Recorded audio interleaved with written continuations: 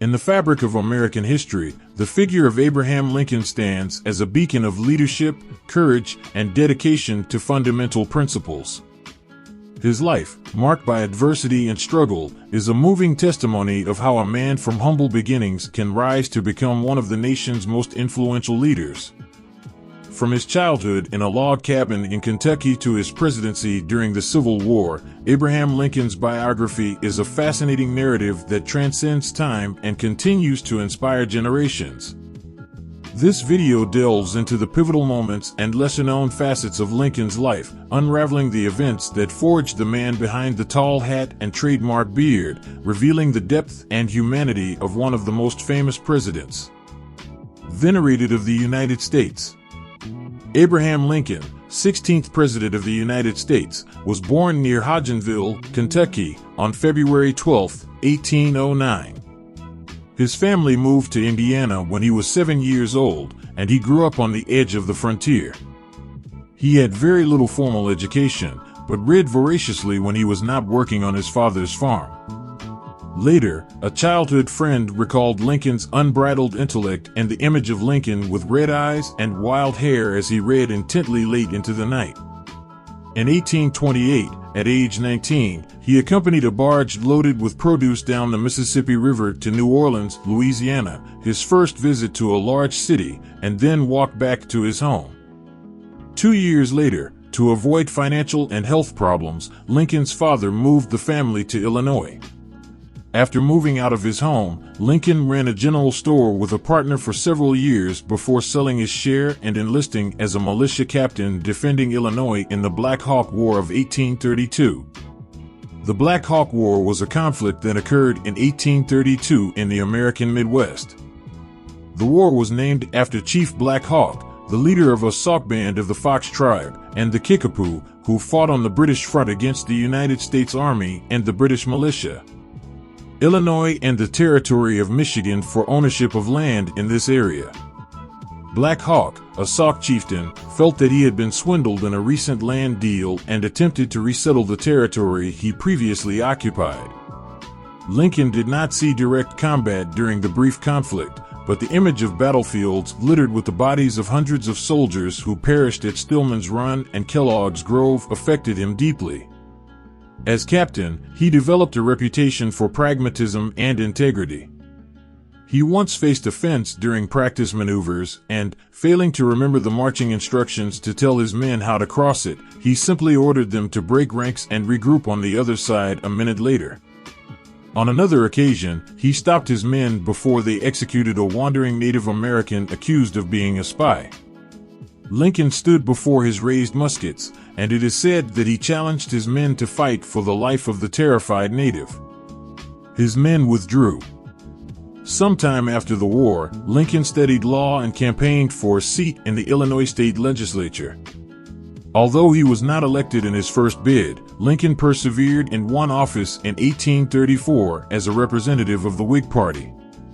The Whig Party of the United States was a political party that existed during the 19th century in the United States. After a few years, Abraham Lincoln met his future wife Mary Todd in Springfield, Illinois, where he worked as a lawyer. They married in 1842 despite her family's opposition and had 4 children. Only one of them survived to adulthood. The origin of the deep sadness that invaded the Lincoln family, with occasional deviations that bordered on madness, is usually attributed to their close relationship with death. Since, as we have been saying, it was something very common in Lincoln's life with his combat companions as well as with his own members of his family. A self-described Plains lawyer, Lincoln focused on his multifaceted law practice in the early 1850s after a term in Congress from 1847 to 1849. He joined the Republican Party, also known as the Great Old Party. He also joined the controversy of that time over sectarianism in 1856. A series of heated debates in 1858 with Stephen Arnold Douglas, American politician from Illinois, the sponsor of the Kansas-Nebraska Act of 1854, regarding slavery and his place in the United States made Lincoln a prominent figure in national politics. Lincoln's anti-slavery platform deprived him of many Southern supporters who were enraged by his nomination for president in 1860. On November 6, 1860, Lincoln won the United States presidential election without the support of any of the Southern states. There were some rumors of secession in the country, that is, the separation of the United States to form an independent state latent since approximately 1830. They took on a new tone of seriousness in the environment. The Civil War was not caused entirely by Lincoln's election, but this was one of the main reasons why the war broke out the following year. Lincoln's decision to fight rather than let the Southern states secede was not based on his views regarding slavery. Instead, he considered it his sacred duty as President of the United States to preserve the Union at any cost.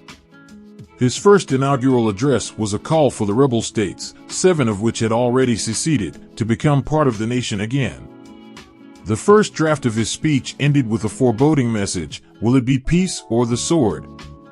The Civil War began with the Confederate bombardment of Fort Sumter, South Carolina, on April 12, 1861. Fort Sumter was a garrison on a coastal island in the Atlantic Ocean at the entrance to Charleston Bay, in Carolina. From the south, located in Charleston Harbor, it was a Union outpost in recently separated Confederate territory. Lincoln, when he learned that the fort had little food, sent supplies to reinforce the soldiers who were there. The Southern Navy repelled the supply convoy. After this rejection, the Southern Navy fired the first shot of the war at Fort Sumter, and the Federal defense surrendered after a long 34-hour battle.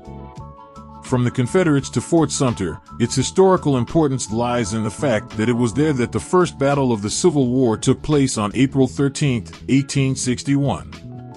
On April 28, 1948, the United States Congress established the fortification as a monument national.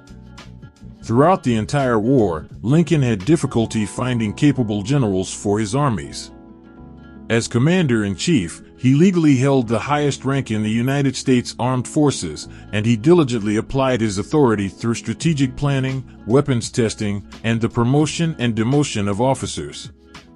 McDowell, Fremont, McClellan, Pope, McClellan again, Buell, Burnside, Rosecrans, all of these men and more were losing strength under Lincoln's watchful eye as they failed to achieve victory on the battlefield. The Battle of Antietam.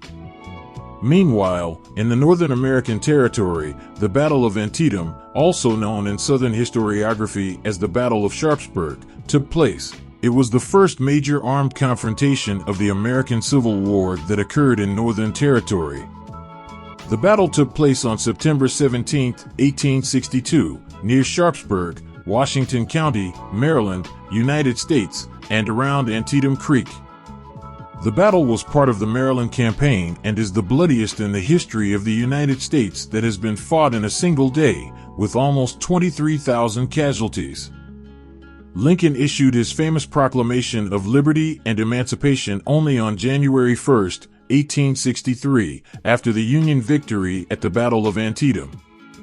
The Emancipation Proclamation, which was legally based on the president's right to confiscate the property of those who rebelled against the state, only ordered the freeing of slaves in southern states where Lincoln's forces had no control. However, the tone of the war changed, which became, from the point of view of the northern states, a fight to preserve the Union and to end slavery. In 1864, Abraham Lincoln sought re-election as President of the United States. This period was critical, as the nation was immersed in the Civil War, and Lincoln feared that the prolonged conflict could affect his chances of being re-elected. For much of the war, Ulysses S. Grant, a quiet but effective general, commanded all Union armed forces. It was in the final months of the election campaign that Grant's efforts began to bear fruit with a series of significant victories. These military triumphs contributed crucially to support for Lincoln's candidacy and ultimately played an important role in his re-election. In his second inaugural address on March 4, 1865, shortly after being re-elected, Lincoln outlined his vision for the country once the war came to an end. He expressed his firm commitment to seeking lasting peace between us.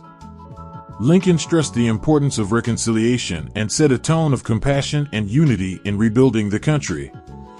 In this speech, Lincoln emphasized the need to leave behind bitterness and animosity, declaring his only goal as malice toward none and advocating charity for all. This call for compassion and reconciliation became especially significant as the Civil War was nearing its conclusion. A month after the speech, the war came to an end, marking a crucial milestone in American history. And to finish the story of Abraham Lincoln, on April 14, 1865, while in a play at Ford's Theater in Washington, D.C., Abraham Lincoln was shot by Confederate sympathizers John Wilkes Booth. The assassination was part of a broader conspiracy to eliminate the Northern government, in which Secretary of State William Seward was also seriously wounded. Lincoln died the next day, and with him the hope of rebuilding the nation without hard feelings disappeared. The figure of Abraham Lincoln is associated with a series of values and principles that are recognized and admired in the history of the United States and beyond. Here are some of the values commonly attributed to Lincoln. Honesty. Lincoln is famous for his integrity and honesty. His nickname Honest Abe reflects his reputation as someone who valued truth and honesty in his personal and political life. Commitment to freedom. Lincoln is remembered for his dedication to the preservation of the Union and the abolition of slavery.